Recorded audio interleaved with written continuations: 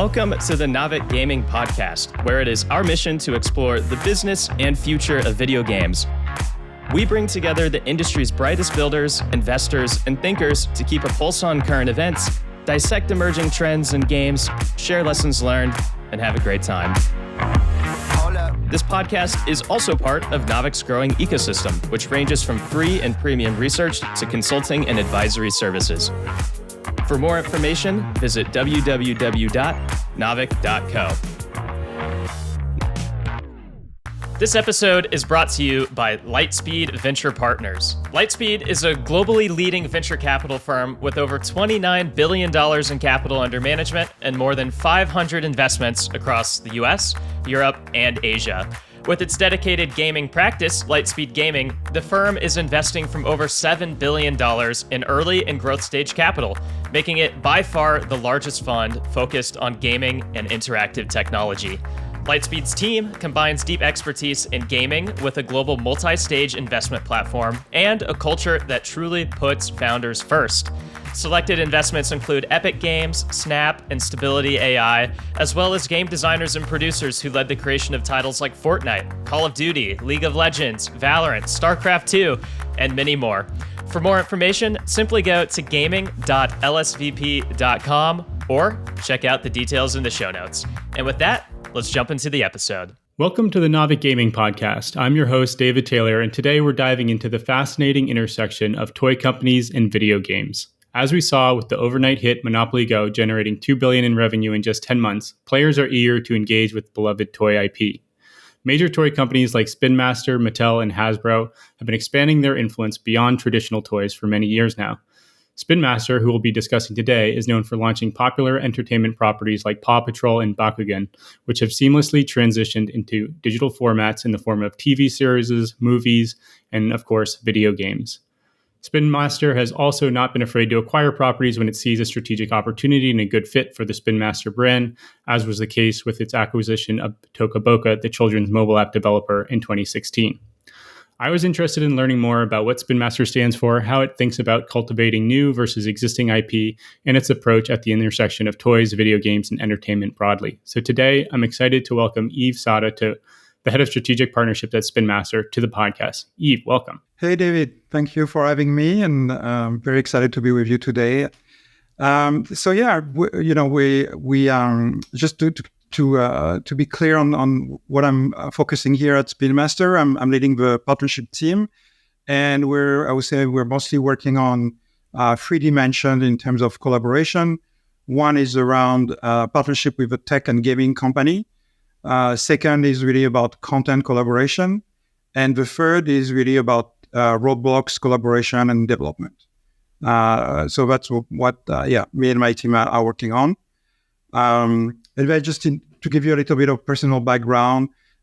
So previously I worked at Pokemon, and I worked there on developing like digital media and educational experiences globally. Which was really interesting in terms of brand management and also like the connection of digital games at a very large scale and brand that basically become full consumer brands starting from games and TV shows.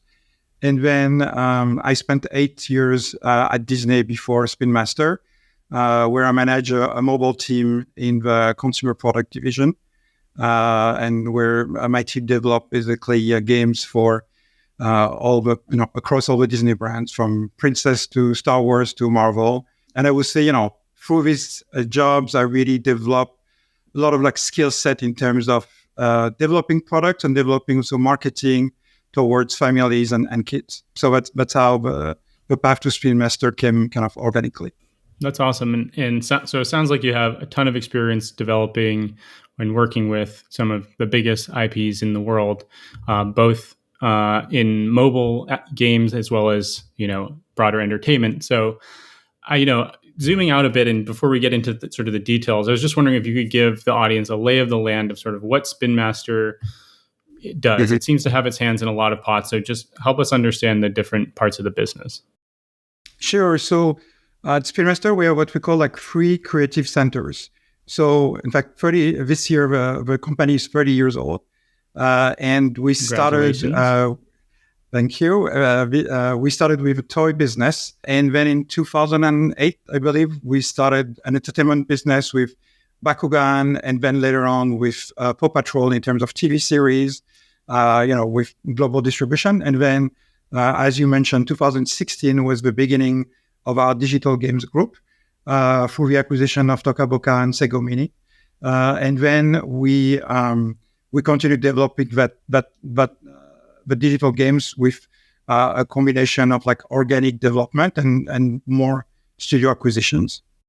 Got it. And do you have a perspective on just sort of how those three pillars intersect with one another? Obviously there's cross marketing, but is there a strategy? I think what's really interesting today is that each dimension is adding, in fact, new layers to brands. So, for example, if you take something like PAW Patrol, it started as a show when you have very successful toy line.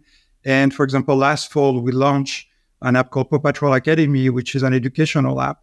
And, it was a really new dimension for PAW Patrol, which was mostly, around entertainment in terms of experiences. And so I think what's interesting is that when you start adding each creative center, you can add, more texture and strength to our core brands. Rubik's Cube is another example where we acquired the brand Rubik's Cube in 2020.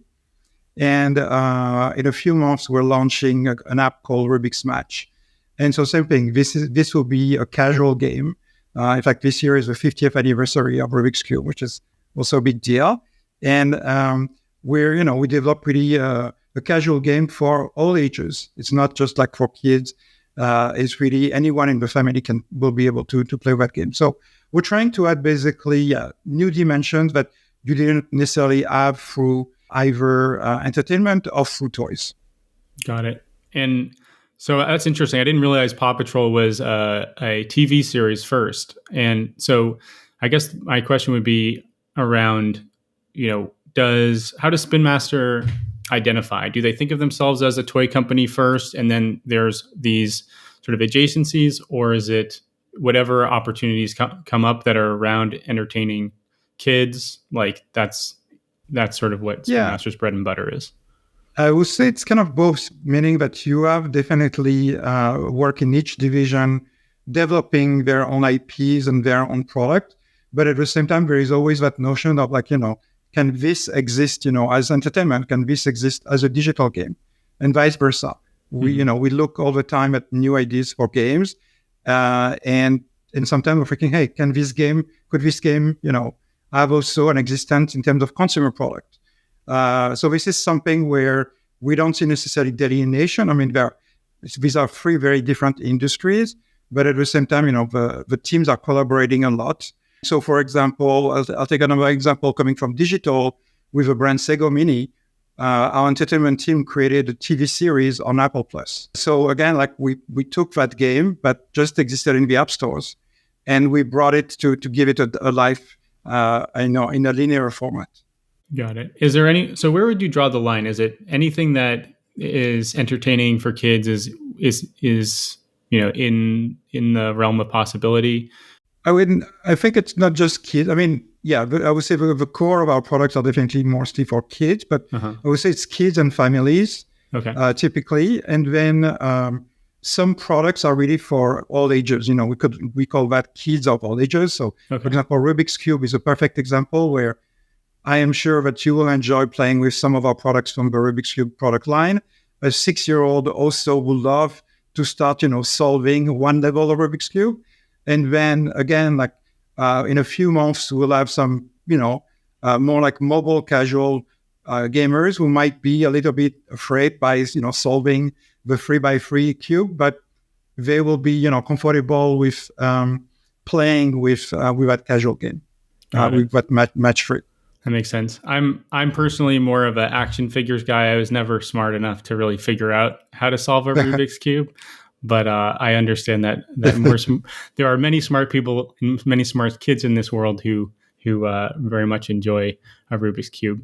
So I want to hop into gaming a little bit at this point, and I just want to sort of understand, coming from the gaming space, how do you think about gaming And what's your approach in terms of identifying opportunities in gaming in relation to sort of the broader company? Mm-hmm.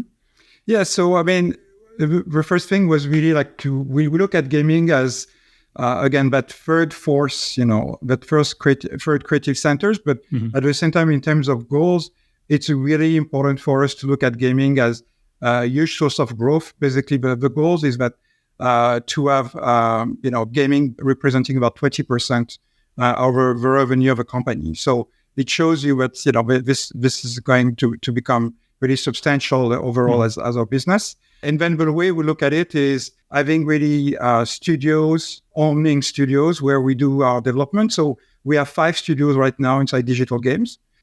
So we have 3 studios in Sweden and 2 studios in North America.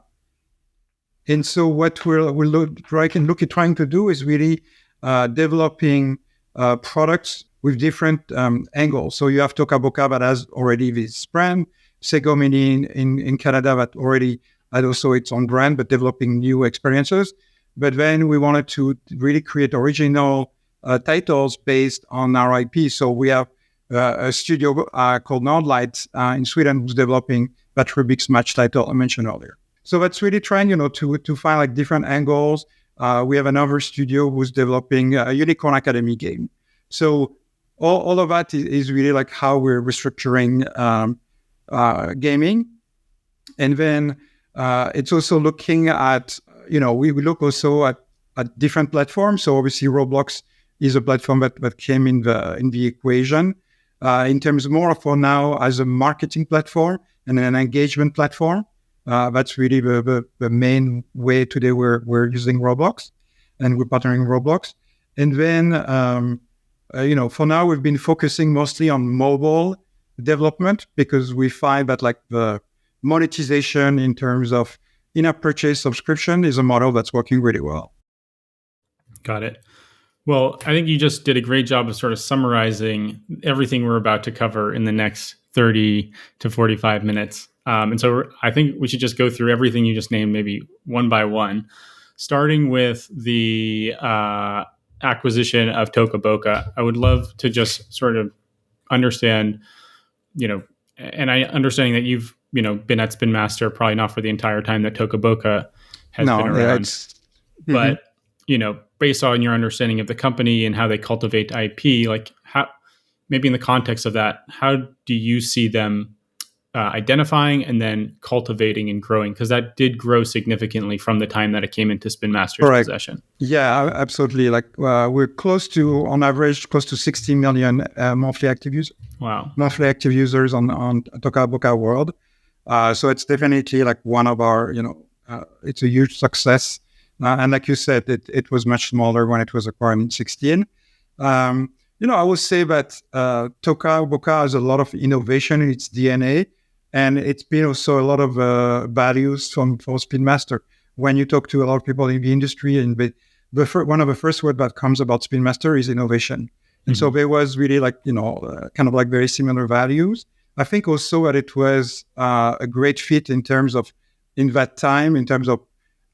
fitting really well with Gen Alpha in terms of self-expression, creativity, versus many other games that were not as open play. And I think in general, like we like open play and products that really enable kids to be creative with a product. And so that's when you look at Toca Boca and even same thing with Sego Mini, these are very like open play products in terms of experience. Got it. Makes sense. And I also saw that you guys launched a new Toca Boca game as well. Curious. Yeah. How does that factor into your strategy? Yeah, at the same time, one thing really interesting with Toca Boca. So, the company started in 2010, and so players are getting older, and in fact, when you look at a product like Toca Boca World, the core demographic is about 6 to 14, and so we're saying basically, the players aging up. So at the same time, we do a lot of research. We really spend a lot of time with players and asking what they enjoy, what they like. And we see that the notion of multiplayer game, also the notion of 3D was something really important for other players. Mm-hmm. And so we developed Toca Boca Days, which was announced recently, and that's launching later this fall, which is really multiplayer, 3D. It's all about creativity and self-expression. But I will say again, like for kind of older kids, more like for tween and teens, they will really like connect with that experience. Got it. And is that aging up sort of, does that also cross over beyond games to entertainment as well? Or is the company trying to age up with its initial core audience? Or is that just unique to gaming? I mean, I think gaming in general is more what we call, I don't know if you've heard the term like elasticity for brands. Uh-huh. Meaning like if you take an IP typically and you bring it inside a digital game, it will tend to have a wider age range up and down compared to if you take it as a toy or if you take it as a TV show. Okay. So digital games typically has like this kind of elasticity that it brings to brand. Got it. So the idea being if you design a game that has sort of game mechanics targeted towards an older audience, the fact that it's sort of a younger brand will be overlooked as long as the game is fun. Yeah, exactly. Absolutely. Yeah, that makes sense. Mm-hmm.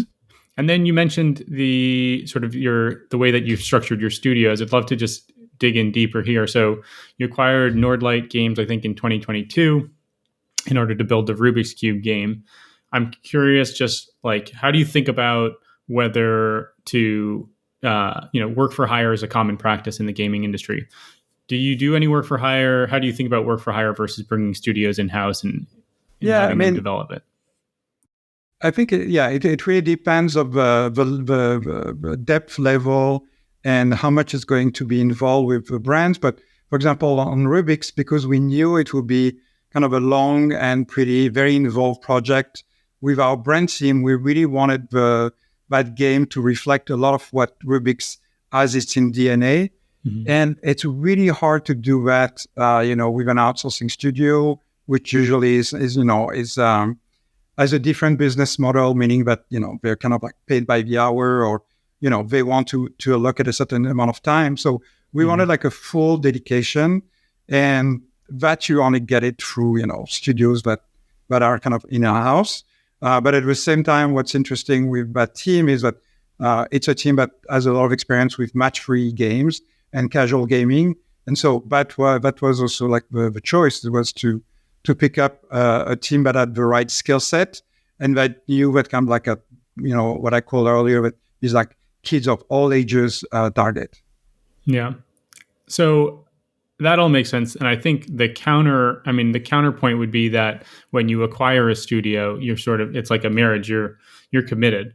And so what was sort of your approach, or how did you know that this was a studio that you wanted to work with for the long term versus, trying it out and seeing how it went?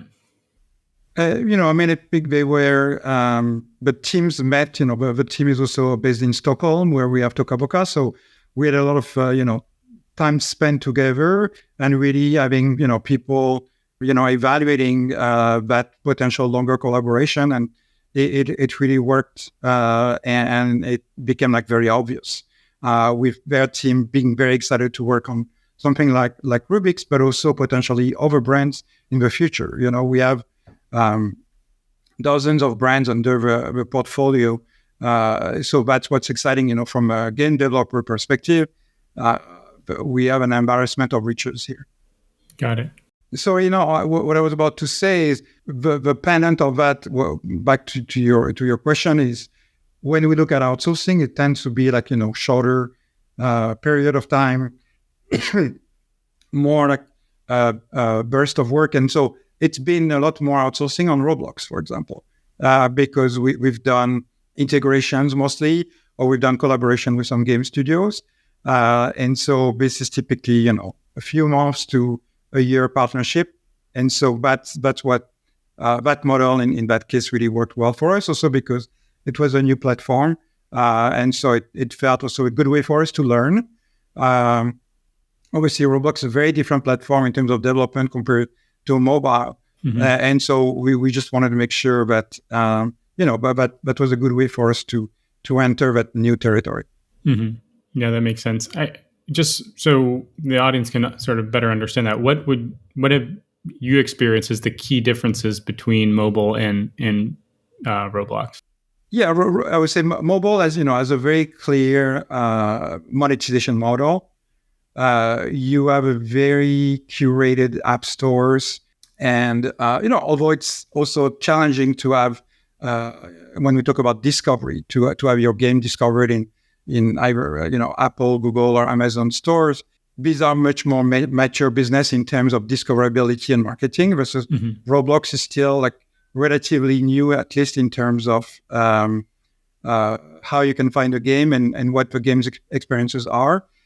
So it tends to be a bit simpler. Also, we find that with Roblox, because it's its own ecosystem, and that also it's very so it's all multiplayer. So like I said, most of our apps have been single player until then.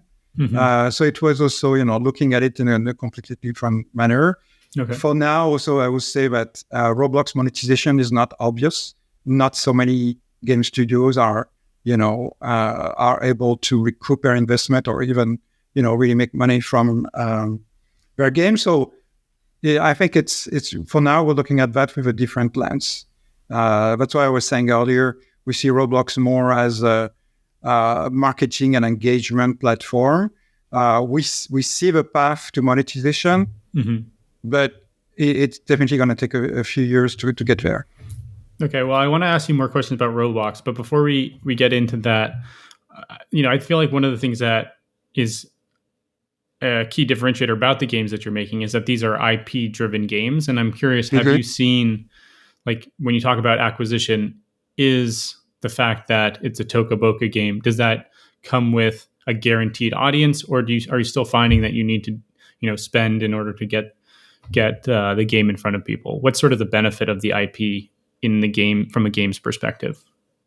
Yeah, I mean, it's interesting you're asking about that for example, for Toca Boca, because it is already, so successful, and we're getting a lot of support also from the App Store on a regular basis, because we have a very active live operation schedule. I mean, for like the new game, for example. So the new game, again, like there will be that branding existing, and we know that a lot of new players, current players will want to get in the new game. But at the same time, there is a way to have a much more curated experience and marketing versus I would say on Roblox, because you're against multiple games. In fact, when you look at data from players on Roblox, they tend to go to much more games in a day, in a single day or in a week, versus the App Store, where I think players are much more, I would say, loyal to fewer games. Got it. That makes sense. All right, so let's chat a little bit about Roblox. I'm curious, just when you look at the platform and you set your goals, what are the goals that you're really looking for on Roblox? So we leave it, we like the engagement that you can get on Roblox. It's something that we basically started working on Roblox about 3.5 years ago now. Okay. We saw the growth, post COVID of audience, and we really felt that like we wanted to connect and to work on that platform. At the same time, we were really looking for the right way to do it. And so, in fact, the first thing I did was really, meeting with a partnership team at Roblox and sitting down and really trying to learn. I sat down with a lot of developers also to really understand how they worked and how their audience was responding. And then, it was also about finding the right timing. So one thing that we decided to do when starting was really also to bring a bit of entertainment inside Roblox. Okay. So we, in fact, our first activation on Roblox was basically bringing a TV series from Bakugan, but we asked our partner Netflix if we could premiere some new episodes of Bakugan on Roblox first. So it was something new for Roblox, for Netflix, but everyone was willing to test. And we created an experience around that with some games and video streaming, basically, of its anime episodes. And, we saw really a huge success. And so for us, that was really an interesting way to look at it in terms of really tackling that audience, that global audience also. We see, for example, for anime content, you have like a global audience that's very interested in that type of content. So it was a good way for us to test completely new things on a new platform. So, and just, you said it was a massive success. What are the metrics you're looking at that tell you that it's successful? Yeah. So I think obviously we're looking at, the kind of like a million of gaming sessions attached to the experience what you have. What we're looking at also is we have a really good set of analytics where we're able to also look at what's happening at retail. And so we were able to see really an impact at retail. And so this was really important for us to see that, toys associated with that brand were doing very well at retail. So there was a real impact in terms of awareness for the brand and demand for the brand. Got it. So I would say that for us, I was, again, like you were asking earlier about our KPIs. Yeah. It's really like, awareness and sales are really what we're looking at. Got it. And then in terms of success, a typical marketing endeavor, you might look for, if we're talking about digital marketing, you'd look for sort of a customer acquisition cost that's below, your margin on toy sales. I'm curious, is that the same approach that you're taking here, or is it more of a brand building exercise where it's sort of the 50% of my marketing is ineffective, I just don't know which half? No, I think what happened also is that we had, if you look at about 5 years ago, you had a sharp decline of kids watching TV. Okay. And so when we think about, where do we put our marketing dollars or so, that was a factor because kids are, spending a lot more time today. It's 2.5 hours on average a day on Roblox. Yeah. And so that was also, one of the factors that really seeing that level of engagement. And we were able to, instead of just counting in impressions, counting in engagement. And we value that much more, when the kid is spending time with your characters, with your stories, it's a real connection. It's not just an ad, flying on a mobile phone or on TV. Mm-hmm. And so that's also like one of the things that made us stick to Roblox, because we saw that level of engagement, very large, tens of millions of players. And then, yes, result at retail in conjunction with these investments. So I guess the question if I'm prying too much, let me know. I'm just wondering, like when you've advertised on Roblox, and I know you've had a number of activations, which I want to sort of break down in a sec, but would you say that in the case of this Bakugan activation that you derived more value than you spent on the activation itself? Yeah, I mean, we did it a few times. So yeah. I think if we did it a few times, it means that it was successful. Got it. That's your answer.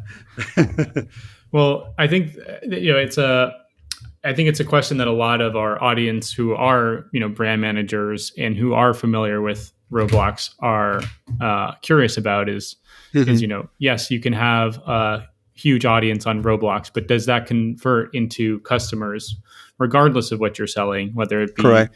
Entertainment IP or cars, for example? Yeah, but I think not every brand is equal, and I think it's also like the affinity between the platform, the type of players, and your brands. Not every brand will be successful on Roblox. Yeah. I think there are some, for example, you shouldn't put a preschool brand on Roblox because you don't really have players under 6. So there are things like that also you have to take into account. And then there are some story-based brands or some characters that would be less of a fit in that framework in the framework of Roblox. Yeah. For a second, I thought you were going to call out a couple brands specifically that you No, thought did a less than no. good I think job. everyone is testing. I don't think everyone has a magical formula. So I respect everyone who's testing. So you described your most successful activation. I'm curious. It's not our most successful activation. Oh, okay. You described your first activation. Could you describe exactly? That was our first activation. Could correct. you describe, if you're able, a couple more activations? Maybe give us the spectrum of what's worked and what hasn't.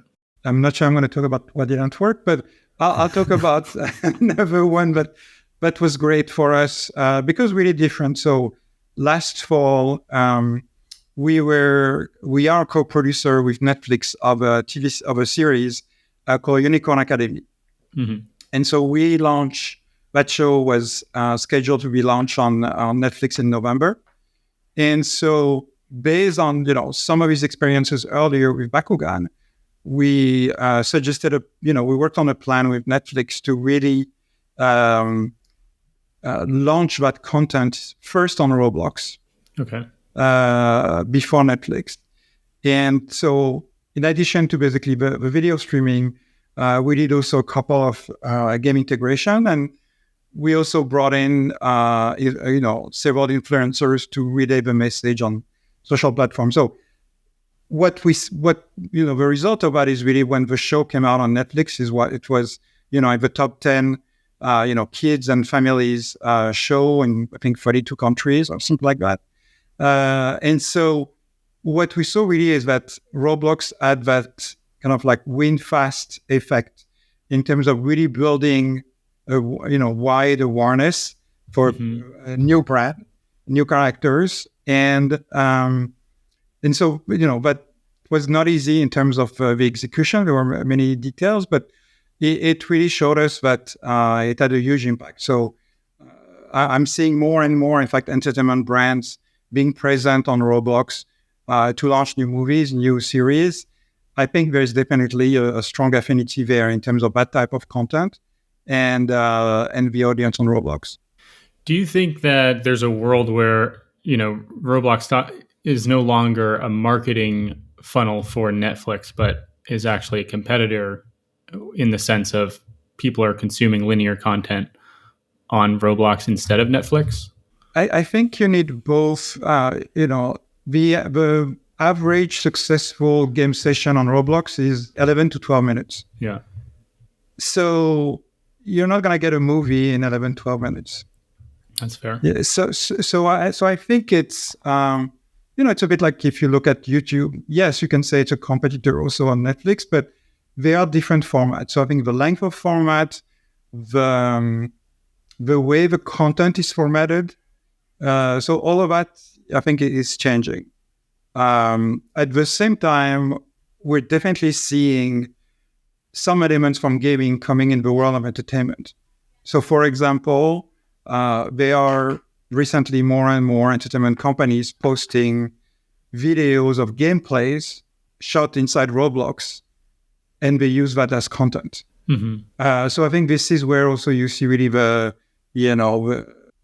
both worlds really converging. I guess what I'm wondering is, for brands that are starting to look at Roblox, what should they be doing from an approach perspective? Are there certain types of marketing that they should just avoid entirely? What are how would you categorize where you found success that you recommend to other brands? Well, first thing, I think it's to look a bit at your demographic. About half the players on Roblox are under 13. So for us, it made a lot of sense to be on the platform. I think if you're a brand who's interested in Gen Z and Gen Alpha, Roblox is definitely a great platform. So I think it's kind of number one. I think the second is a bit connected to your previous question, related to impact on what is the impact, what is your KPI.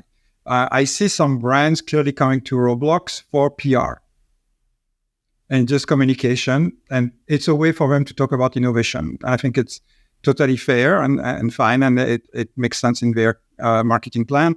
I think for us, it was not bad. Like I said, it was really more engagement with the brands, with characters, with storytelling, and having some impact on sales. So I think that's really the first thing to look at. The second is really like you need to be hands-on. You really need to play games. You need to have the teams who are going to work on this project to really play on Roblox. And it's not easy at the beginning, definitely for, I think, anyone above 25. It tends to be challenging at the beginning. And then you need also to really, like I mentioned earlier for us, meet different game studios and marketing agencies. They are, in fact, a relatively, I would say, limited number of, consultant and game studios and agencies who navigate in the Roblox universe. And I think it's important to really meet people you can relate to. I think the other piece is really important to not think as just a game integration, but like what I mentioned earlier, like, should this be more of an entertainment experience? Should this be a gaming experience? Is this a concert? Is this an event? Mm-hmm. And so what do you want to build? And then based on that, you have to choose your partner. You have to choose a partner who has already done what you want to do and in a successful way. What I mean is, for example, if you want to create a concert, talk to studios who have already made successful live events and concerts. Don't talk to a gaming studio who's only making games. Yeah. And vice versa. If you want to make a game, work with game studios that have made successful games before, not just experiences. Yeah. So I think it's, I say a bit the obvious, but I think it's just important to, in general, in gaming development, to work when you outsource with people who have done some kind of similar projects before and in successful ways. Yeah. I mean, you say that it's obvious, but the behavior that I've observed on the Roblox platform is that, brands are working with developers who haven't had, success in terms of, driving significant engagement through a game. And oftentimes, the results are underwhelming. Even though I know I see that regularly, and it's true that I'm always a bit surprised. But at the same time, it's a new platform, so I think we all have to accept that there's a bit of R&D and everyone is learning. And going back to Spin Master, I'm curious how you think about whether something would make more sense for Roblox versus a mobile game. Like, what's sort of, how do you bucket these IP into? Well, I think it's a bit like what I was describing earlier. If I had to compare, this very established IP like PAW Patrol or Rubik's Cube, this is where we're going to be probably, more involved with mobile, because, for example, with mobile, like a model we see working really well with parents is subscription. In fact, we have a subscription of multiple apps called Picnic, and this is something that's really, like, as we started last year, and that's very, very successful and with high growth. So we see that it's also, that model responds well to how parents are with their phones and controlling their kids' time. I think Roblox, we're saying, we definitely don't want to look at preschoolers. It's definitely for, say kids, tweens, and teens. And again, experiences where 3D makes sense, where also socialization makes sense. Because it's a very big dimension of Roblox is players are going to talk about the game together. They're going to bring their friends in. They're going to make new friends in. Several times when I looked at some of our games and experiences, seeing kids from different parts of the world, playing together, I always find that fascinating. Yeah, for sure. I'm curious, just when you think about the future of Roblox, of Spin Master, in the gaming segment of Spin Master, what are sort of the opportunities that you're most excited about? So, we look at all the trends. So obviously, a few weeks ago, as you're aware, Walmart opened a store on Roblox. And, I always remember from last year Roblox Developer Conference, Roblox CEO mentioning that for a lot of developers, the revenue coming from physical goods might be greater than digital goods. And so obviously for a company like us, shipping millions of products a year, this is an interesting new paradigm, and we're Walmart is one of our largest customer on the toy side. So all these things might bring us in a new dimension that we don't have today. In terms of timeline, do you see this happening in being an opportunity in the next couple of years? How? Honestly, I don't know. I don't know. I think for now it's very experimental from I think both Walmart and Roblox. I don't know their timelines, and we're right now we're trying to get more detailed information, and there's obviously also some legal dimension to it. So we're looking at all of that. Do you think anything would something be possible similarly on mobile platforms in the future, where you can play Toca Boca and potentially buy a plushie in game or get a discount code or something? Yeah, so you have regulations like COPA where basically you cannot really like sell to kids. Okay. So that's why it's very it's its own ecosystem, and so this is probably like one of the more fundamental dimension in terms of bringing e-commerce into kids' product. But it's not something that can be done. Got it. So for many just for we're leaving safety for children. We're leaving it to Roblox and Apple to figure out how to execute on that, and if the opportunity presents itself, then exactly.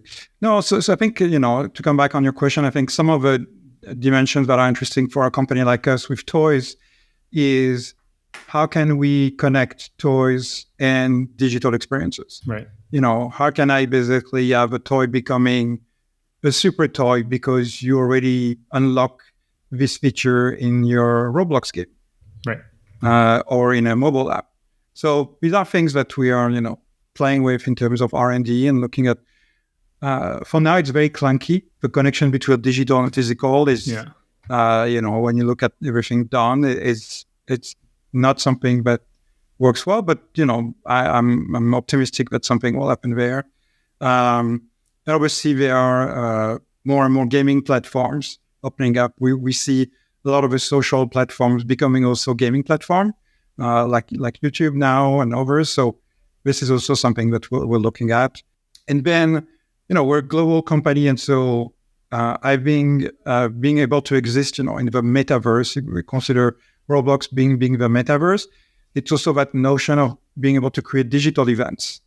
So we think for some of our product launch or content launch, this is also a great opportunity to say, well, come, at this time, and you will all watch together this new content, or we'll play together that new game.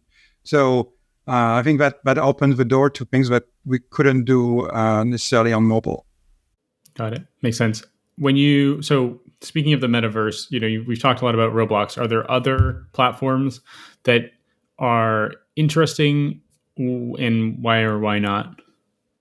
Yeah, I mean, I'm always looking at the data and the number of active players. Mm-hmm. So we're, of course, looking at Fortnite. For now, when I look at Fortnite creative experiences, the numbers are much, much smaller than what we're talking on Roblox. The other piece that I understand from a lot of experts on Fortnite is that the core gameplay of basically, being a competition and shooting all the other players around you is still like the main core play, and we don't do anything with guns, so it doesn't match really what we do here. We've been looking at other metaverse platform, but for now the numbers are really far apart from what we've been able to do on Roblox. So we're very focused on that platform. Yeah, makes sense. There's so much opportunity, so many different ways that you can many ways show to do up on the platform. Exactly. Yeah. Awesome. Anything else that is sort of top of mind in the future? I think really again, when we were talking earlier about the success of Toca Boca World, it's really a success of a live operations business. It's really like game as a service, we call that.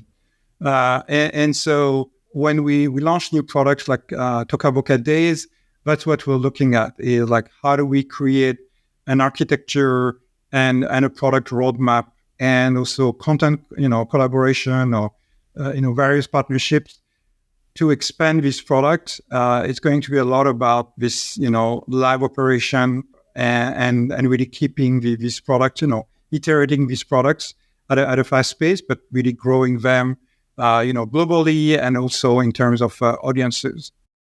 Well, I always say if you want to have a sustainable live operations, then you should probably think about UGC as a key part of that. Are you guys thinking about UGC in the next iteration? So, my favorite number about Toca Boca World is it's all about creating your room, your little house, to customizing it. Yeah. And players are basically posting millions of videos every month. In fact, when we total the TikTok and YouTube posts, it's about 3 billion views a month. Wow. For Toca Boca World. Okay, exactly. And so that's where the UGC is. And I know that, in fact, I keep thinking that we need to invent a new term because UGC is a bit too many different things today. But when we talk about the old definition of UGC, which is, generating video content, we're seeing that as incredibly successful for Toca Boca World. And again, it's, this is basically the number one marketing source for that platform. And we're hoping that for Toca Boca Days, it will be very similar. Yeah. And when you mentioned the 60 million MAU, I looked up sort of where Toca Boca is on data.ai in terms of ranking. And it's number 19 right now in terms of all games in the world. So this is a massive mobile game. And so I guess it's not so surprising that many people are posting about it on TikTok. Correct. And what's been interesting is that also now, in fact, we have brands and companies who want to collaborate with us inside Toca Boca. So recently we partnered with Sanrio and Hello Kitty inside Toca Boca and created, a lot of fun avatar tools and customization tools with them. We just announced this week we launched with an artist, Conan Gray. I'm not sure if you're familiar with him.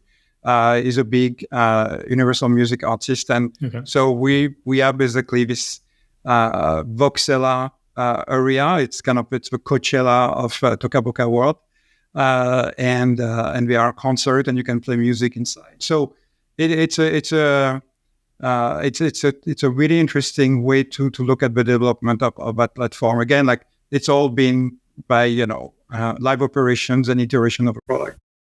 I mean, we've been talking about Roblox as a platform where brands are integrating, but here is Toca Boca World doing the exact same thing.